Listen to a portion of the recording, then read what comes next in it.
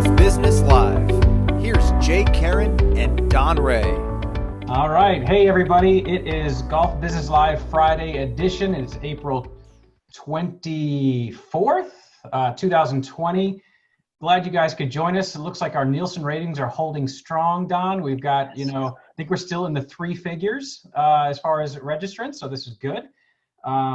And we've been getting a lot of great feedback offline and other than Fridays that they're enjoying this. So we'll keep it going as long as the audience tells us to. And so again, let me make some introductions. I am Jay Karen, CEO of the National Golf Course Owners Association, coming to you live from Charleston, South Carolina in the NGCOA Mobile Command Center of my guest bedroom and home office. And we have with us Don Rea, owner of Augusta Ranch Golf Club in Mesa, Arizona, NGCOA board member, former board member of the PGA of America, and operator extraordinaire. Welcome, Don. Well, thank you. Jay, that was, you need to tell my wife that. Give me It's contrary to whatever happens at the golf course. When I come home at night, it's like, can you help with the dishes? Yes, honey. Absolutely.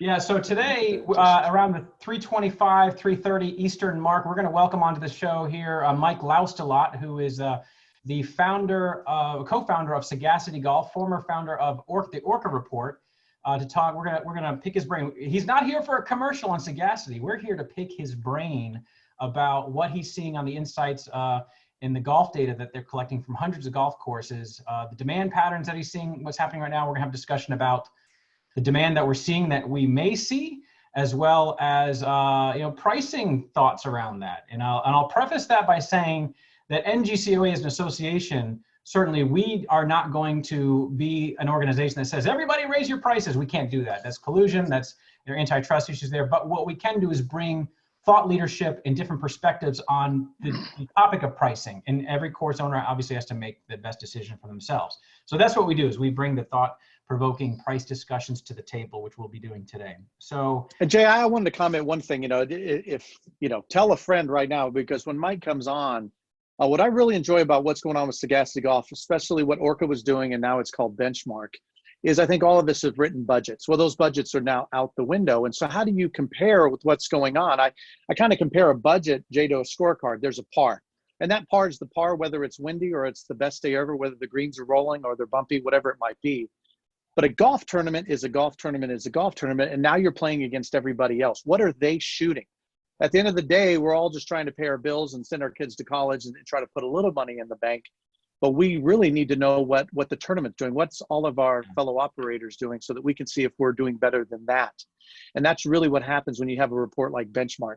You take something that's a scorecard, it's a budget, there's a par that's not related to any outside circumstances, and all of a sudden we turn it into a golf tournament and find out what everybody else is doing, so that we can make sure we're doing as good, if not better, than everybody. Because even if I shoot 80, if I win the tournament, I don't care. I won the tournament. Right. Yeah. Tom Stein, who runs Golf Data Tech, once said to me, he said, and this years ago, he said, if you're a baseball team and your record ends up being, 90 and 72, is that good? Well, I don't know. Well, how did you finish in your division? You don't know if that's good or not, right? So yeah, good. It's a good topic we'll get into. I want to remind everybody that we have a Q&A module here. That everybody should be able to ask questions of Don and myself. And we have NGCOA staff watching that will answer any questions that you may have, technical questions, issues. Ronnie Miles, our Director of Advocacy, is also watching, and he will try to get to some of the advocacy-related questions that Don and I are just not smart enough to answer. We'll punt that over to Ronnie to help us with that. So, all right, why don't we just start with this, Don? How is this week at the golf course? And I know this sounds like maybe a boring question to ask in normal times, but even though something crazy usually happens every week at a golf course, what's new this week? And then we'll get into some industry issues. No, and that's the power of what we're doing every Friday, right? Is saying, okay, what's actually happening? Granted, I'm a public golf course, but I have talked to a lot of private club operators and what they're dealing with. I think what happened this week, Rock Lucas and I did do the Golf Inc. Innovation Webinar Day. It was a really good idea by Jack Crittenden. But one thing I really started thinking about is that, still over half the golf courses in the United States are closed right now. So things that I'm dealing with, I'm ahead of the curve. I've already got some scar tissue of, okay, this is what this didn't work. And so just a couple things I wanted to bring up. Jay, is one is signage. I think, when you talk about park and play, that's certainly one of the suggested signage for your members and your guests and that are playing. And so make sure if you haven't opened yet, or even if you're open, on your carts, there should be above your scorecard just a piece of paper that says what you cleaned out the cart. There might be an assumption that you're sanitizing the whole entire cart. We know we're not doing that. So be very transparent to say, we did the handrails, we did the uprights, we did the steering wheel, we did the ball washers, we did the straps, things like that. I think signs anywhere throughout your facility, maybe it's just a little card or something you give people when they check in. Hey, here are some of the steps that we're taking to make sure that you're safe today. It makes people feel better. It's something they can tell others of what their golf course is doing. Certainly this week we were busy. We're still not as busy. Well, I think we are a little busier than last year. This week seemed to change things. I'm curious to what Mike's seeing with his Sagacity report, but it seemed like I was busier. I mean, obviously I know I'm busier. I can see what I did last year, but it just seemed there was a little bit more momentum. And then one thing, hopefully everybody got their 6-foot distancing stick last week. I still continue to use it. I've poked a lot of people in the belly and ladies and men, I poke them. If they're closer than 6 feet, it's become something that's good, but it's making a point. And it's taking something it's a tough situation to address, Jay, and now makes it kind of fun. But I kind of teased a little bit on my Facebook page of the product to buy, and I'm convinced this is what we're going to need. What this is a foot pull for a door. Here in Arizona, the weather's been perfect, and so we've left all our doors open so people didn't have to touch the handles. Well, it's going to be 100 degrees, Jay, this Saturday in Augusta and Mesa, certainly at Augusta Ranch. And so what are you going to, can't leave the doors open. There's flies. It's hot. My AC bill's going to increase. Foot poles, I think, could be the future. That might be the new norm, Jay. And when you go on Amazon, it's going to take a while to get them. So if you do plan on installing them, I'd order them now because it's going to probably take a couple of weeks to get them. And look out, there are companies that are really being opportunistic and charging too much. You can get 4 of these on Amazon for about $110, pretty easy. And, once I put a little sign on the hand that said, please use your foot to open the door. But if there was one suggestion this week from an operator is I think you're going to be installing some foot pulls on your doors so that people don't have to touch the handle. Very interesting. So another change that I think we need to anticipate is, and actually Ronnie Miles mentioned this today to me, was, all right, if a lot of golf courses, like 50% of the golf courses that I understand that are out there still open are not taking cash. That means, and then we're encouraging more prepayment of rounds, through the great technology that's in this industry to be able to book your tee time, prepay, all that fun stuff. That we got to keep an eye on the credit card fees, and because, well, for 2 reasons. One is the more that the more shifting from cash to credit card, the more that hits your P&L, because you're paying that 2-3% or whatever it is. And if the card is not swiped or chipped in person, if it's done online, usually that yields a higher rate that you're paying. It's a less secure transaction, so the credit card companies charge you a higher fee for that kind of swipe. And so, we've all had our eyes on the credit card industry issues and making sure that we're getting a fair shake on all this and all of that fun stuff. This is going to probably put a finer point on that issue because it's going to be a bigger part of your cost of goods sold as you sell tee times and so forth. So, what would you say to the operator as far as taking a look at your statements and understanding all of this, that normally they might just look at the monthly statement and say, yeah, that looks okay, and move on. So any advice on this? I know you had some battle scars yourself on this issue, but what would you say to the operator that now might have spent $25,000 in credit card fees, and now next year this year they might be spending $35,000, $40,000 on credit card fees?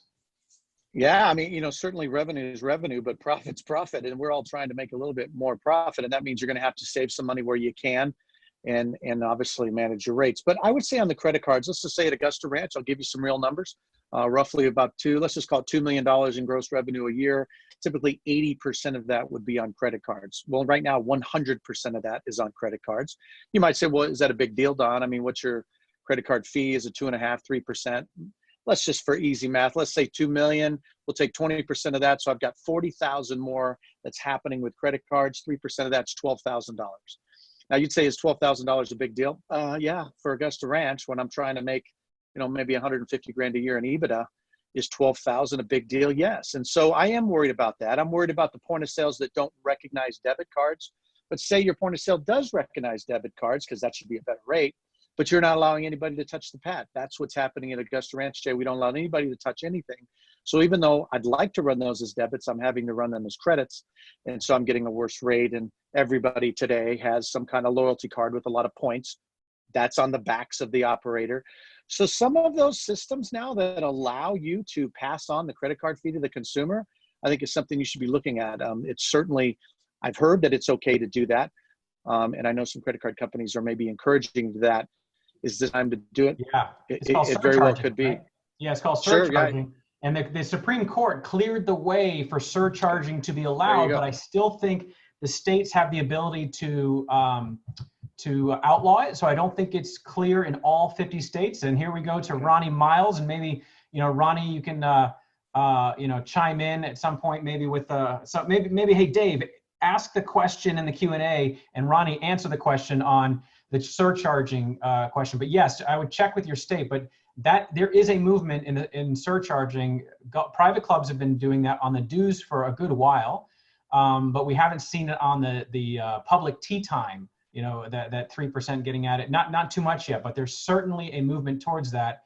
And I don't think it's unfair. I mean, I used to, as a consumer, think, oh, come on, what's the big deal? But once you understand that all those loyalty points are in, and all that is getting paid for by the merchant, like, wait a second. Okay, hang on. This is this is not a balanced system. And so I think that's becoming maybe 2 or 3 years from now, it may be more standard practice than vilified, because nobody wanted to be the restaurant that did the surcharging. Nobody wants to be the first golf course in the market to say we're surcharging. So I know it may be a new game though, because it may be necessary if credit card is the only way to pay, right? That was always the fallback. Don, was like a course could, or someone say, well, you could pay cash if you don't want the surcharge, pay cash. Well, if you can't pay cash, that all of a sudden changes the whole dynamic of the discussion. So yeah, and I think there used to be a day when a green fee included sales tax, right? It was $40. That's what it included. I'll never forget. True North out here in our market started doing, they were like $240, and all of a sudden it was $240 plus tax. I quickly drafted, I got right behind them, and I did the same at Augusta Ranch with my $40 tee time, and instantly made 8% more revenue. Well, what do you mean? Well, the sales tax was 8%. I was paying that myself, and now all of a sudden I was passing it through to the consumer. If there was ever a time, in my humble opinion, if you were going to charge for credit cards to the consumer, you'd have a pretty good argument now to say, you know what, we've just, it's been a tough deal as we've been open or closed if you're a facility. And sure, we are going to pass those on to the consumer just to make sure that we can keep the employees, employed. Yeah. So yeah, now would be a good time.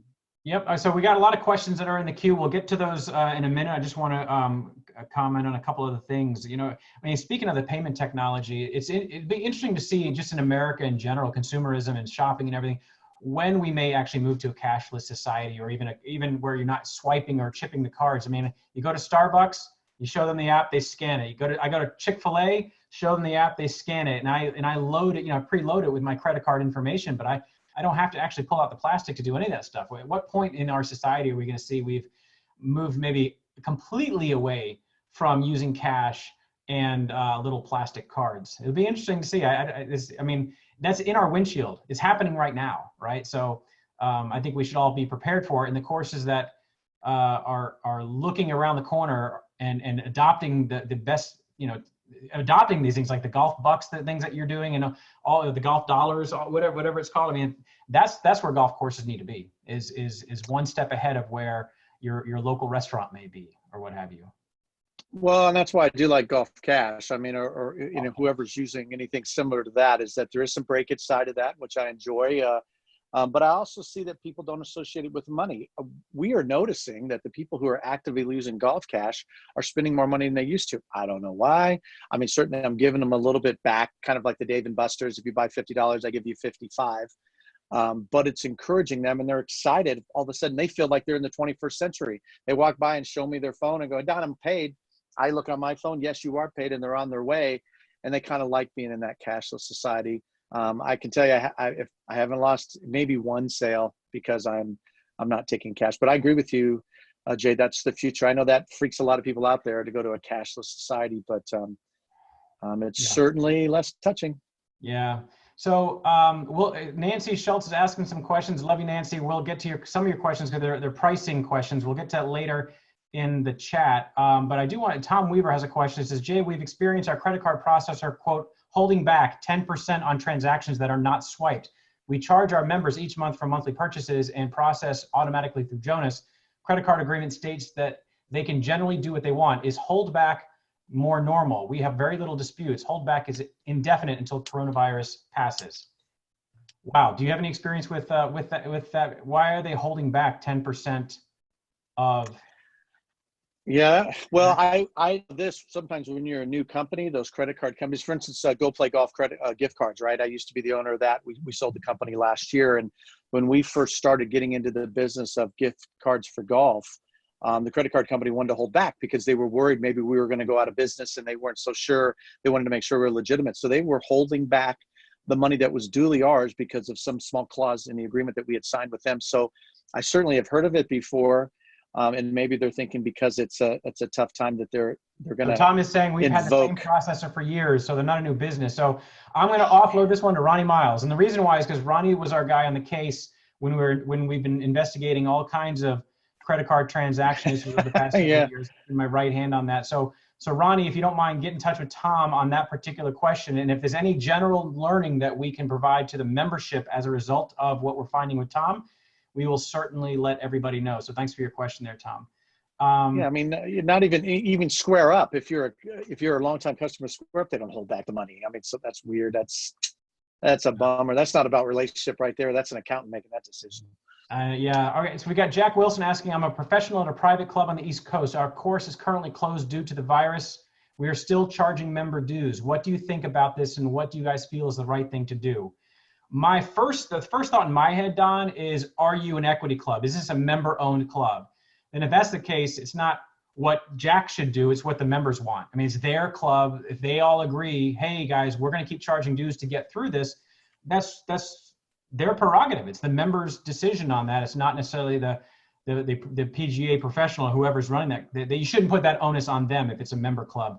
If it's a privately owned club, then certainly I think that's a discussion with the owner, all right? And what is the right thing to do? I guess, what is the right thing to do, Don? You know what the right thing is to do is whoever's making that decision is somebody who's on the front lines dealing with those members of those guests.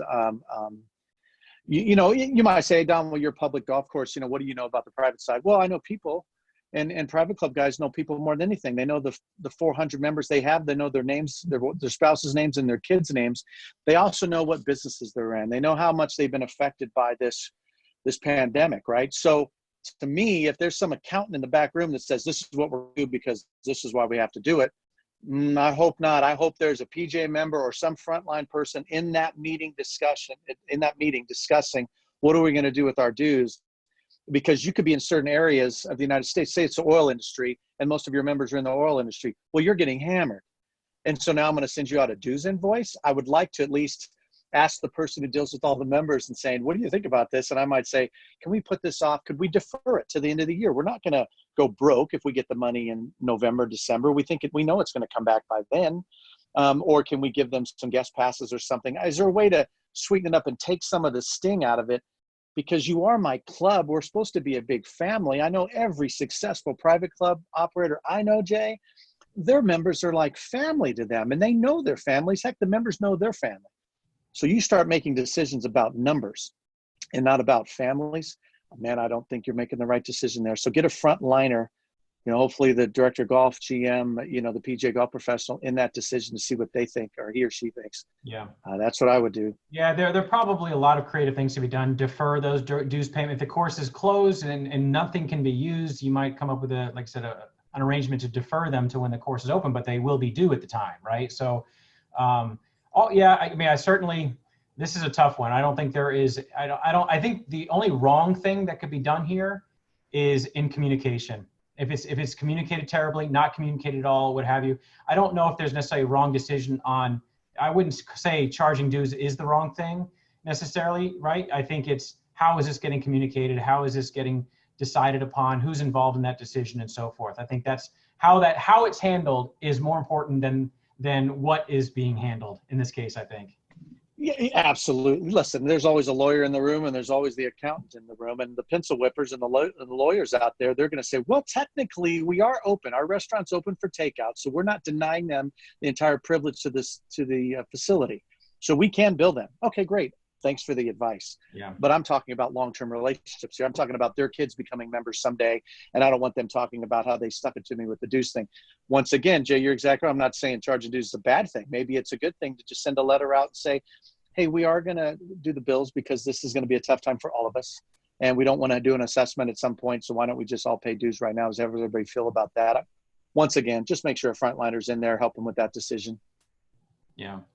Yeah, I mean, NGCOA, we're a membership organization too. We charge dues, right? So, I mean, we just decided right now to kind of have the grace period be a little bit indefinite for those that have expiration dates and, would be due right now to pay. We're just going to keep their membership going and eventually get around to it. We're not in a hurry to do it, so to terminate memberships right now that aren't paying. So but then again, dues only represent 13% of NGCOA's income. So, we're not shutting down because we're not bringing in dues money. So it's a different story, but still.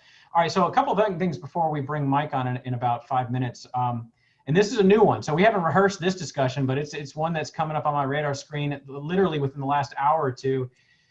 Is we have some states or local municipalities or counties that may say, look, golf is okay, but walking only, because what we're seeing is we don't like people riding in a golf car together. Okay, so if you're opening under that restriction, maybe that's okay. All right, what happens when the disabled golfer says, wait a second, no, I got to ride my golf car, or you got to provide me with a golf car right now. And we're hearing that's starting to those grievances are starting to show up. And what does an operator do, right? Because this is a federal, ADA says that golf courses or any business of public accommodation has to provide reasonable accommodation to those with disabilities. And the Department of Justice defines reasonable accommodation. And that can get really squirrely, right? But at the end of the day, I think golf courses have done a good job trying to do that. But now, if the state says you cannot provide golf cars, you're forbidden to do it, then what do you do in this situation? My gut, and I want to hear your voice on this too, Don, but my gut is that, this, I mean, it's this, if I was the operator, I would say, I can't do it. I'm sorry, go talk to the governor about this. And we will gladly accommodate you as the moment that they allow us to have golf cars out on the golf course. Now, if it's someone that shows up with their own single rider golf car, that might be something to say, look, I'm making, and we discussed this last week or the week before, I think I'm going to try to make the most reasonable decision I can here. If you show up with your own single rider golf car, I may say, you know what, I'm okay. You're bringing an apparatus that helps you with your disability get around. I'm not going to deny your use of that. Obviously, if it has the pounds per square inch and it was made for the golf course and all that kind of stuff. But if you're expecting me to provide you with a golf car and I'm not allowed to, that's sticky. What do you think, Don?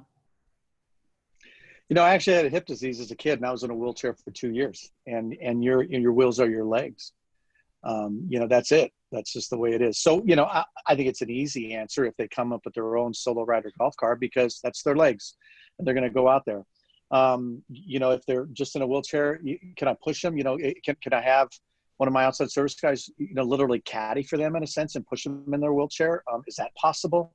I would try to do that too. Rock Lucas had a good idea because they were allowing people that live together to ride in the same cart together. So what he did is he bought a bunch of bicycle flags. And if two people are riding together in a cart, he puts the bicycle flag on that cart, telling everybody in the world, we have asked these two people and they live together. So if you see that orange, like we do with handicap flags, right? Those access flags, that's what Rock did. So could you, Jay, say, okay, I'm gonna let you ride in the car. But I guess, there's always some people at a good ranch. If I get anybody who asked for one, they would all have them, because that's my clientele. And so we don't even give flags. We just say, somebody is parking. If their wheels are their legs, I'm going to try to find a way. I certainly can always say no because of the government.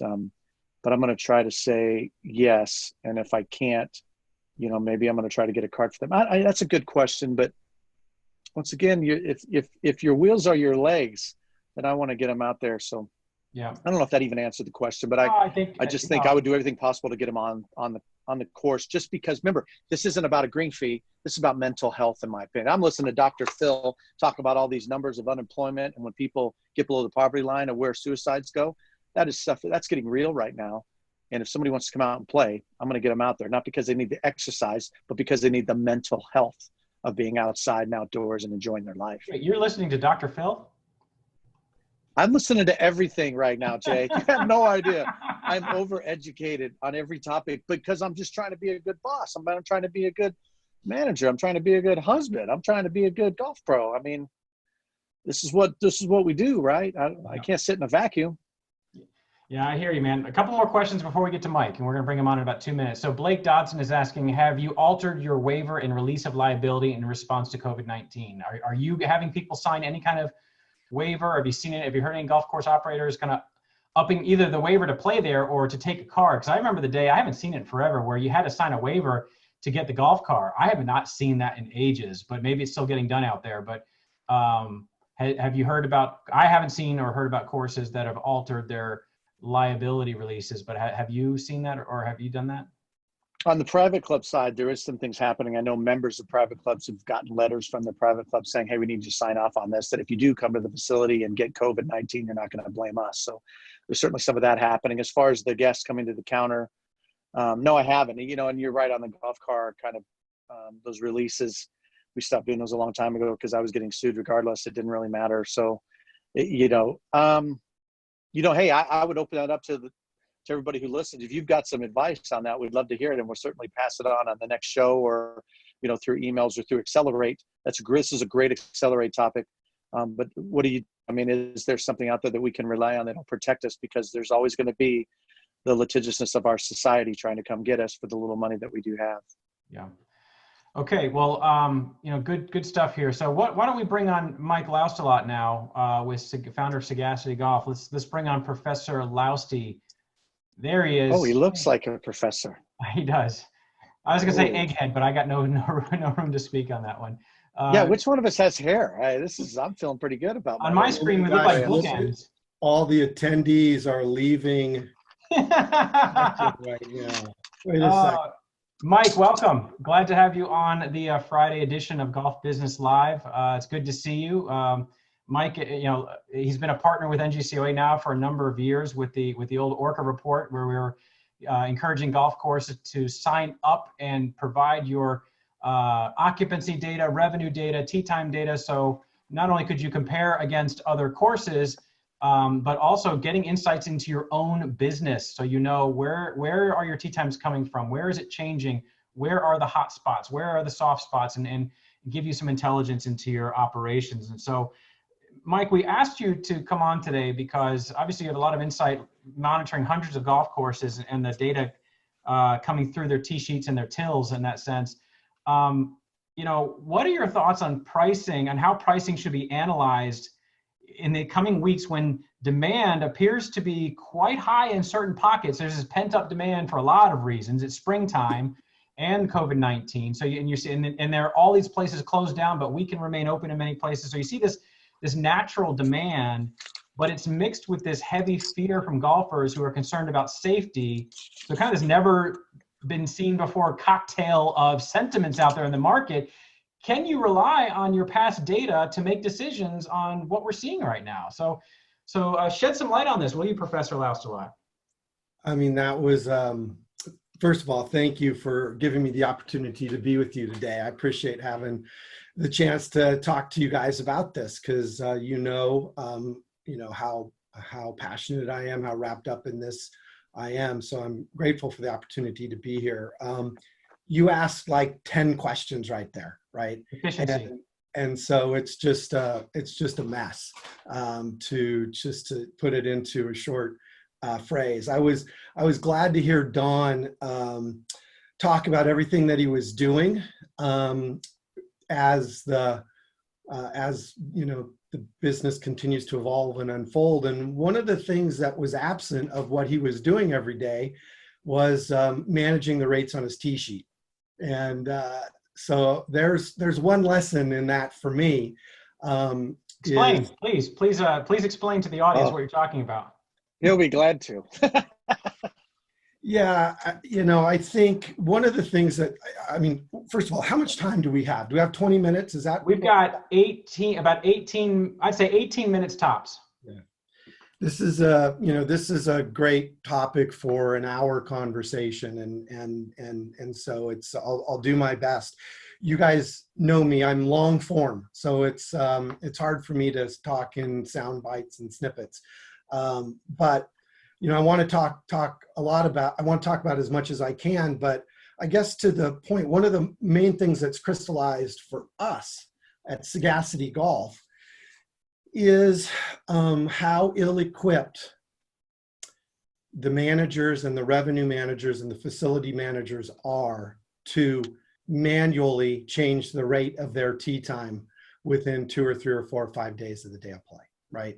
This idea of looking at your tee sheet and looking at your competitor's website and looking at Golf Now and deciding if I'm going to move my rate from 49 to something different or 69 to something different is not proving out based on the data that we see. The automation, and let me also say the other thing that's crystallized about this is that the existing dynamic pricing systems that are inside of the tee sheet systems that come shrink wrapped with the install also miss the point, right? They do not factor in what we would call forecasted pickup, expected demand. They do not factor in what we would call unconstrained capacity, right? Or unconstrained demand. And so what you do, and anybody on the audience who is literally responsible for managing their tee time rates, and they know what I'm talking about because they go into their system and they pick a date range, they pick a day of the week, an hour of the day, and they have to guess. They have to say, oh, X amount of days in advance, I'm saying that I'm going to be Y% occupied. And if I am, then I'm going to change my rate by this percentage amount. So without, that anybody in the audience has been doing that, knows that builds this massive list of adjustments. Well, guess what? Everything just changed, right? And so now you have to actually go back in and augment everything you did. So what's crystallized for us is that those systems fall short. And how do I know this? Well, we're in this dual role of collecting information for the broad-based marketplace and also providing technology that helps golf courses automate their decision-making process in this regard. And Don's a perfect example. So, the courses that are using our automation in Phoenix are outperforming the market by 20%. And in the last 6 weeks, they've outperformed the market by 2x, right? So the market's been, let me just talk about some numbers, right? When we started tracking data for the courses in Phoenix on a week-by-week basis, we saw that the first 12 weeks of the year tracked almost identical to the seasonal averages, right? So they were just trending along perfectly. Well, in week 11 is when we started to see the downturn, right? 12, it accelerated. Week 13, the market was down by 61%. Week 14, the market was down by 62%. Week 15, the market was down by 56%, right? The rate of decline flattened. Week 16, it was only down by 28%. Right? And so that actually showed an uptick in the curve, and anybody getting the Phoenix data can see it. Now, what's interesting about that is that Don's segment inside the market here, he belongs in the tier one the tier one segment. And the tier one is the value-oriented property. Their week 16 performance was 9% above historical average. Okay, so I've thrown a bunch of numbers out there. I've given a pitch for what we do, right? But so let me just back up a little bit. I was on a the Golf Inc. conference panel or webinar a couple of days ago, and I saw a slide talking about the hotel industry and their price and their RevPAR, how long it took to get RevPAR back after 9/11 and after the Great Recession. And the slide showed that it took RevPAR 2 years to get back to that pre-event spot. Well, what's interesting is it's taken the Tier 1 courses in Phoenix, Arizona, 6 weeks to get back to the pre-COVID number. Okay. Wow. The lesson in there is that this is a local phenomenon. Okay.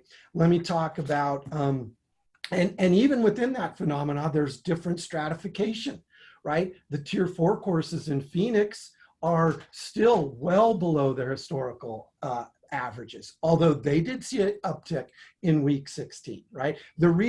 And so to me, this is a couple things. Number one, this is a plea.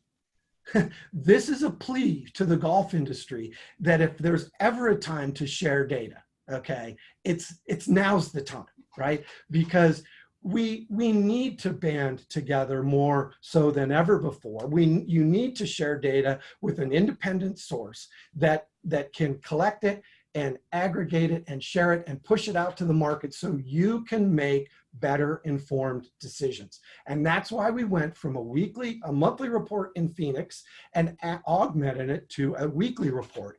And as the other markets around the country start to open up, we're going to be working with the golf courses in each one of those markets to get that weekly data so that we can show them. Because in Phoenix, right, the traveler left. Mm-hmm. Okay. So demand still exists. Is that why the Tier 4 courses aren't seeing that? Is because the Tier 4 courses get the traveler mostly, right? Absolutely. And what's an average fee, Mike, of a Tier 4? 175, 150? What are we looking at? No, there's actually, we're going to be implementing Pellucid's breakdown. Right now, all I did in 1 through 4 is I did the quartiles, top 20, the top quarter, mid-quarter, third quarter, and fourth quarter. But I'm going to, next week, I'm going to change that and get them more based on the good work that Jim has done to get that data. But but to your point, demand in Phoenix exists. A segment of the market went away. Okay. Yeah. And and a segment of the market went away, but still Friday has more demand than Tuesday, right? 80-degree days have more demand than 105-degree days, right? Morning times tend to have more demand than afternoon times. The demand still exists. Let me break in on that one, because the demand patterns are still there. There's stuff that's not going to change. But what we're finding ourselves in an interesting moment. Scott Merchant wrote about this on LinkedIn. He's basically saying, like, this is a golden opportunity for courses when all the other recreational choices are shut down. We're open. This bubbling up of demand, and the premise of demand pricing or dynamic pricing is that when demand is stronger, generally prices get stronger. That's the ebb and flow of this. Yep. Now, so let's talk a little bit of psychology on this one though, Mike, because right now there is natural demand because of COVID. COVID is causing, it's still a natural demand. It's just a new variable that wasn't there before, but this pandemic is causing some of this actual demand stimulation for a lot of reasons here. And then there's this sentiment out there when there's an emergency in the marketplace that no price gouging, right? Don't take advantage of the situation. So a golf course operator is looking at this, whether they're open or about to open, and they're figuring out how, I don't want my customers to get angry with me, but we got to make hay while the sun is shining too. And the sun is shining really bright right now. So how do you walk that line of strong pricing, but not so much that your customers are looking and saying, wait a second, last year, the same time, I paid $25. Now I'm paying $45. Where's that line? Couple thoughts there. Number one, golf course owners, golf course managers have responsibility to their families and their ownership and their people to provide, the security and the opportunity that comes with a stable, business. Okay. So, and the consumer knows that. Okay. And, yes, gouging is not going to do you any favors in the long run. One thing that we know is that golf courses have done a very good job of setting up their rate structure. Okay, we've done this now for a long time. You know, when I roll out my seasonal rate card for next year, you know, I've looked at it, you know, based on my seasons. I've looked at it based on my days of the week. I've looked at it with my individual customer groups, resident, non-resident, loyalty, cardholder, etc. If you're in a market right now where travel represents a significant piece of your business, or if you're a golf course in a market where travel represents or corporate represents a piece of your business, that you can, you know, we've seen that drop by about 95% right now, right? So you have to move that aside. Okay. And, you know, are you going to change your base rates as you approach the season? I'm saying you might adjust them slightly, but I would say I would try. I wrote an article too that said resist that temptation, right? Mm-hmm. Because it's the price is relatively inelastic at this point. I mean, Kathy Entz made an argument a decade ago that pricing for golf is inelastic, right? And so now just because there's this, you know, crisis that is unfolding and affecting all of our lives doesn't mean it's adding a whole bunch of elasticity to price, okay? Mm-hmm. People aren't going to make a decision. People are making decisions on where they play based on how safe they feel. Yeah. And what the operators take. So my suggestion is, you know, you're gonna, if the high end, if the traveler has left, you have to look to your local play and you have to look to your loyalty play. And a word on loyalty. I mean, listen, you've been loyal to them just like they've been loyal to you. Okay. Right. So to me, to go back to your loyalty group and send them the biggest discount right off the top, it's like, wait a minute, you know, this is a give and take relationship. I've given you the best rate for the last decade or more. You know, help me. Do they have long memories though? Do you think those customers have long memories? But I do, right? You know, again, I do. I'm the owner. I'm the guy. Don talks about the front line guy. Yeah, that poor guy's in a tough situation. He's in the line of fire. Okay. But that owner operator has been there, you know, if they're lucky for a few years. And sometimes, you know, gosh, it's. Yeah, let me jump in just for a little bit. I mean, something that, you know, I've said in a lot of seminars is there's a book that changed my life. It was called The 1% Windfall, a pricing book that simply said, if you changed your ADR, RevPAR, whatever you want to call it, by 1%. I know there's a difference, Mike. Don't get mad at me about ADR and RevPAR. I know they're different. But let's just say ADR, 1%. So at Augusta Ranch, I'm at $30 and I make some pricing decisions so I get to $30.30, 1%. Over the span of 40,000 rounds, it's an extra $12,000. Well, I already told you guys that I'm about $150,000 in EBITDA a year. So I'm almost at 10%. A 1% increase can make a 10% EBITDA change. We're not saying $20, Jay. We're not saying come in there and gouge people, but $4, $5, wherever you're at, play with it a little bit. You've got some rounds left in you the rest of the year. $2 more. We all know the power of upsell. Upsell at tea time a little bit for those people that are time sensitive because they have to get home. So here again, right?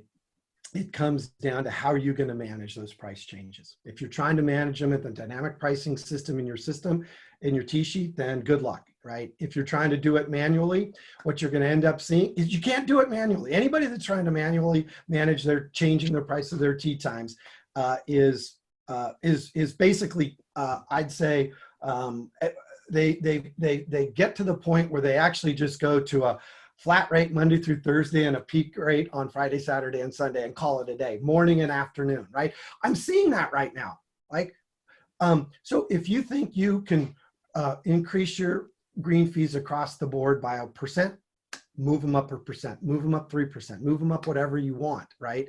The point is that I think the industry as a whole, the facility manager as a whole, has been good at that, okay? It's literally being able to change on the fly according to the market demand and behavior and weather is where the opportunity is lost. And that's where, when you employ the right technology, that's where you're actually outperforming. That's why you're outperforming the market right now, Don, right? You're providing a safe environment. You're providing a quality product. You're getting out of the way of wringing your hands over what to price my tee times at.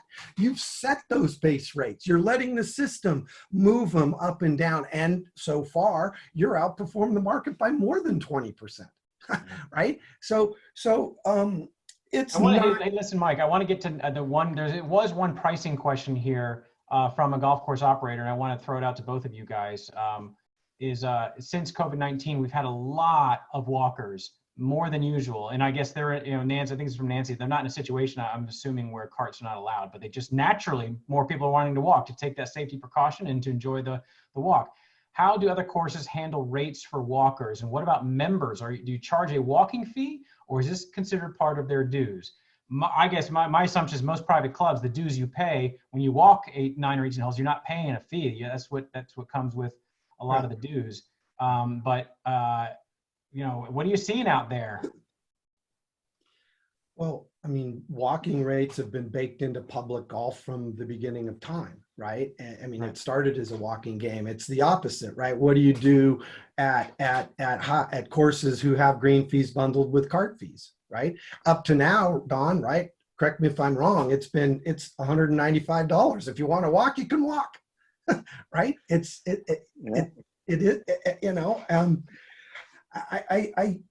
Man, I don't know. I think if you're getting into the point where you're trying to manage these conversations on an individual basis, you've already lost. Yeah. I don't see. I would give me 15 seconds, Jay. Yeah, go ahead. No, just my 15 seconds out of answers. Listen, it used to always be walking. Online tee times, all of a sudden we added carts into everything for online tee times because there wasn't the functionality to offer multiple rates online. I think we're going to get back to that because of carts, because of single rider carts, because of people wanting to ride by themselves. I think everybody's going to go to a walking rate, and then add-ons will be carts. So right now, if your rate always included a cart, well, then that's what it's going to cost even if you decide to walk. But I would be looking ahead to say maybe all of our rates are walking, and if you want to ride, it's going to cost a little bit more because carts are going to be a premium, especially if your cart barn can't hold any more carts, and you need more because people want to ride by themselves. There's a problem coming. I think walking rates are the answer. It'd be interesting to get the Yamaha guys on this call at one point and talk about what they're seeing from their customers and talking about that. I think I've got a lot of notes here. I've been, kind of getting excited here talking about some stuff. Well, we might have to bring you back on another episode, Mike. I think he's a Wednesday. He might have to give him a Wednesday, Jay. Give him his own darn Wednesday, and give him somebody to work with. He needs color commentary, or else he'll science this thing until we're all falling asleep. We promise you your own Golf Business Live edition. Okay, so you're going to get your own sometime soon. So plan on that because we know you're a long form guy, and these issues are complex, and they deserve the long form attention. There's just no question about it. So I'm going to do the courtesy of one more question, and this may be Don as the operator to address. Angela's asking, what are your plans for product in your golf shops? Are you decreasing and if so, by approximately how much? I'm assuming as far as I'm assuming inventory. But from a pricing standpoint, I'm not, we're not going to talk about decrease or increase, but I'm assuming it's inventory. Are you decreasing your inventories for the golf shop? Well, we're boxing stuff up right now. I mean, we went to a window-only service, so nothing is selling. So some of the stuff that we have good size runs in, we're certainly boxing up and putting in and saying, hey, we'll roll it out next year. I don't know. I have a small shop anyways, so I'm not selling anything right now. It's kind of a bummer. I actually, kind of did some window shopping stuff. We moved some displays next to the window so people can look in and at least go, hey, I want that hat right there. So I've turned it into window shopping. And but I think, I don't know. I think it's too early to tell if people are going to buy less merchandise. Well, let me ask you this, Don. Sure. I mean, you're altering your food and beverage business, and we're getting people more to buy more tee times online in advance.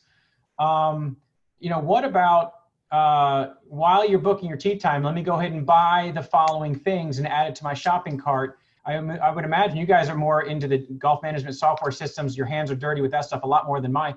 I assume they have the inventory ability to say, hey, add a sleeve of Pro V1s, add, a medium men's right-handed medium, cadet, size golf club. Is that pretty easy to implement right now, or is there a lot of work that has to be done to facilitate those kinds of purchases so that when they show up, you've packaged it for them? They're not coming into the pro shop to do all that. What are you seeing out there as far as the ability for golf course operators to start piling on the opportunity to add things to your shopping cart when you're making that tee time? Well, we all know the software exists out there in the hotel and airline industry to do add-ons. And once people have their credit card out, it's proven that they will add more stuff to that. We do that. The software that we use here at Augusta Ranch, and it is 18 software. When you go through the booking function, it goes to a page of what we'd like to add on. And we're experimenting with that. I can't even say there's merchandise on it, but rentals are on there, carties are on there, foot golf ball rentals are on there. A six-pack specials on there. We are selling a lot of six-pack specials in advance. People are paying for their beer. We give them a $1 discount if they buy in advance, because they're like, yeah, I'll buy 6 beers. So now I got them. I already got their money. So I think that is absolutely the future. Your software company should be providing you an online experience that has add-on functionality, because that could just be those 1 or 2% more money you need to make to get that 10% more profit, because we got to make up for what just happened the last 30 days or maybe 45 days for those who haven't even opened yet. But now it's necessity is the mother of invention here, in the sense of, like, if the pro shop is closed, then there's going to be this natural gravitation towards that is where the shopping happens, right? So I would imagine most of those systems have this kind of capability, right? Mike, you have your hands in usually 10 different systems, and I would imagine they all have the ability to add stuff like that to a shopping cart. Mm-hmm. I don't know if they all do. No, I don't. I can't reel them off. But I would. I don't think all of them do. I think those who don't are trying to get it going right now. Those who have it probably have the market advantage. You're right. They're so. I'd encourage folks to utilize that functionality. Well, guys, we've stolen 5 more minutes of time than we probably told people we would take. So I want to thank you, Mike, for coming on this week and talking shop with us on demand and pricing. It's a really important topic right now. We got to build confidence in our members, and when they're facing this kind of uncertainty of what to do. I think we can ride the line of strong pricing and not get into the price gouging area, certainly, based on the demands that are out there. So let's get out there and have a good week, everybody. Don, again, thank you for joining us this Friday. We'll see you again next Friday, 3 o'clock Eastern. And folks, I hope you have a great weekend and a great golf week. So thanks for joining us, and we'll see you next week. Yeah. Thank you.